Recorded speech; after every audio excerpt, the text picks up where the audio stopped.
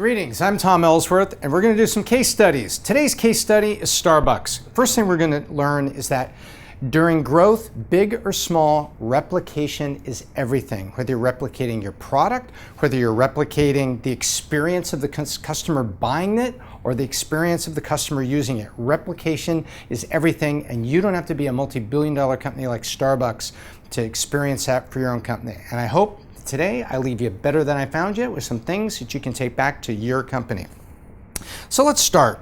Let's go back a little bit. A guy named Howard Schultz was the CEO of Starbucks. And he was the CEO from 1987 to 2000. And then after that 13-year run where we all saw Starbucks cropping up everywhere, little Starbucks in airport, a kiosk with Starbucks at the mall, they were everywhere. And Howard steps back to be chairman after that 13-year run. Over the next 6 years, it continued to grow and expand.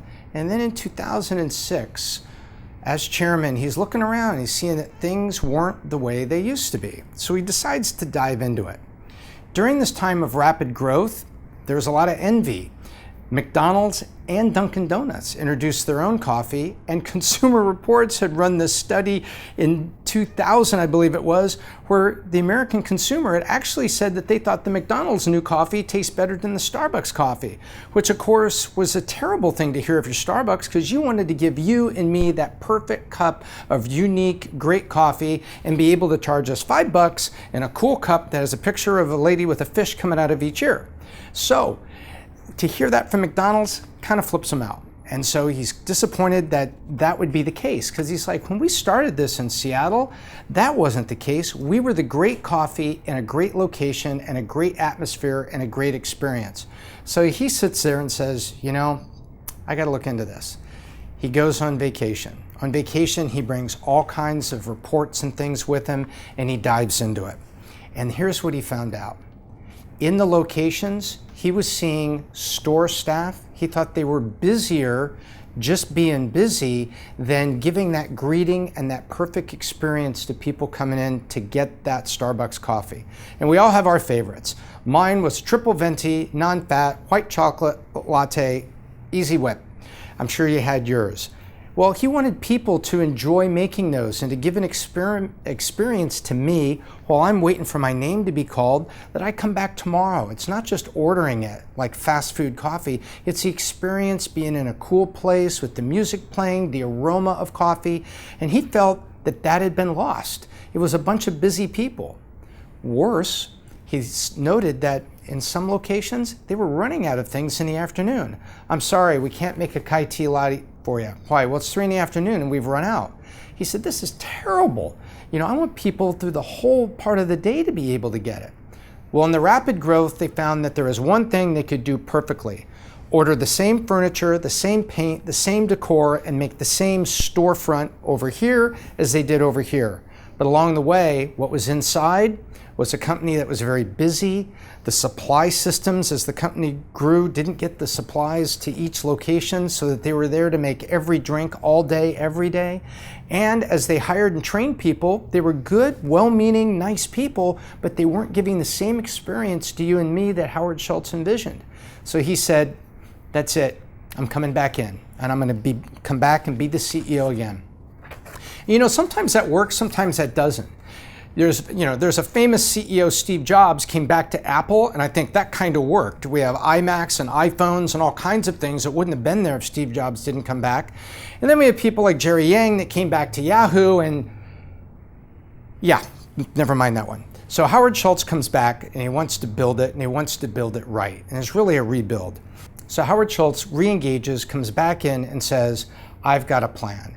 And my plan is to reestablish the original promise of Starbucks, the promise of a great location with music and a neighborhood atmosphere, the promise of wonderful people making you the coffee, making you feel like they remembered you, and the promise of that beautiful cup of coffee with all the extra pizzazz that they put on it, with all the lattes and all the combinations that they offer, being that great, wonderful, not just a morning wake-me-up coffee, but my personal coffee made my way by people that I know and care about it. So the whole 360-degree experience, from the product to purchasing it, to being treated at the store, to the atmosphere, was exactly what they originally envisioned. To get back to that, he said, we've got work to do. Because we've grown so big, we got to work on our supply stuff, and I'll let the supply people figure out how to make sure we have enough coffee, enough milk, enough everything every day to make any drink anytime. I'll let them worry about that. What I want to worry about is the experience. And one of the things he turned to was how the coffee was made. And in a bold move, in 2008, he announced every Starbucks in the United States is closing for 3 hours in the middle of a day. And during those 3 hours, there's going to be a sign on the door that says, hey, we're retraining all of our staff to make these drinks, these coffees, this espresso, the way we intended it, the way it was visualized when I birthed the company in Seattle. And that's what he did. And on that afternoon, it was headline news all the way across the United States. All of Starbucks closes for 3 hours to train the people. You know, you think about that. How many CEOs would have the guts to close their company in the middle of the workday and to sacrifice those sales dollars so that they could ensure that from that moment forward, everybody would have a great experience? We're sitting here in the middle of an election year where denial and twisting the truth seems to be the currency of the day. And instead, he boldly goes out, instead of saying, oh, nothing's wrong, nothing to see here, he's saying, you know what? We need to take a pause and we need to get it right. And I think that was just a gutsy move. But it's a move that you and I can apply to our companies too. When you think about it, you know, we can stop everything and take a step back to get it right for our customer at any time. And I think that's probably one of the first lessons here. As we move forward, he also wanted to review the making of the coffee itself in terms of the machines. They upgraded the machines to new machines that actually created more aroma to give more atmosphere to the location. They focused on customer service. They moved into social media. And they also did a couple things involving these brand new things that was really catching on back in those days, the app. And in the app, they allowed people to buy with their app, to get points for having bought every day on their app, and to gift card through apps.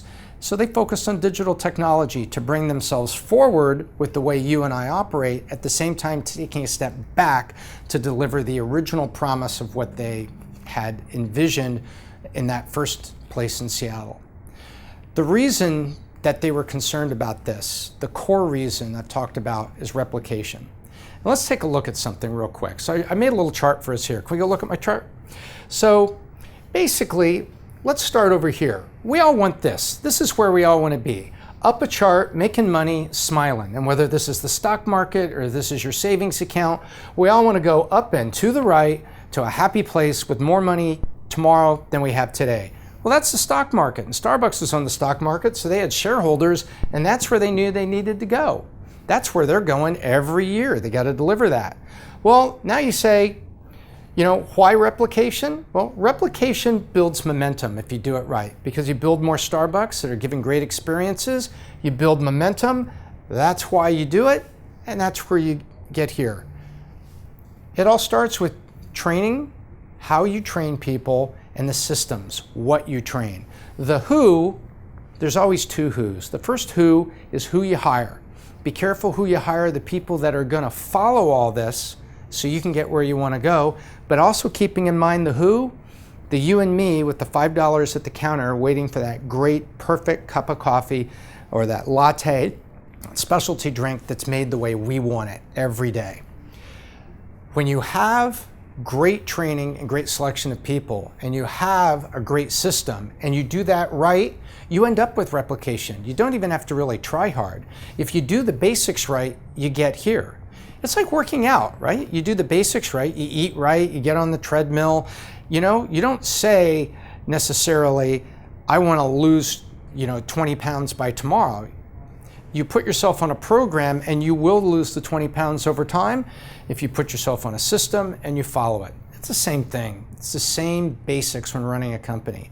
So whether you've got a small website and maybe you're selling custom t-shirts, maybe you're just a service and you provide, social media consulting to people, you still have the first person you bring in, you got to train them to be just like you and build the system so you can replicate that so that the next customer gets the same thing that you delivered to the first customer. And I think that's what people forget in the busyness of life and the going nuts of life is that it's basic building blocks. And that's where Starbucks took a step back to, and that's why Howard Schultz stepped back in, because he felt there was no one better to push and to carry the mission forward than the guy that hatched the mission in the first place. So he put himself back in the pilot's seat, he flew the plane, he closed his stores, and he moved it forward. Sometimes to go forward, you pause and take a step back. And so that's the basic story of Starbucks. And I think that for you and me, hopefully, in this one small part of the big giant story of Starbucks, which could be 20 case studies on various parts, the one thing to remember is that when you're growing, it's all about replication. If you're too busy to pay attention to the basics that got you here, then you're never going to get there. You're going to end up some different place. So you replicate your people, you replicate your customer experiences, you replicate your product, and guess what? You replicate for the next 1,000 customers that which you delivered for the very first customer. Whether you're selling t-shirts, social media consulting, or you're building a multi-billion-dollar coffee company. I'm Tom Ellsworth, and I thank you for watching. There's a ton of great content here on Valuetainment, which is the best content on the internet for entrepreneurs. Hey, I need the famous pillow. There's a famous pillow here someplace. There we go. So please go subscribe to Valuetainment, take advantage of this content, and come look for me and all the other great people that are here on Valuetainment so that you can take your business to the next level. My name is Tom Ellsworth, and I hope I left you better than I found you.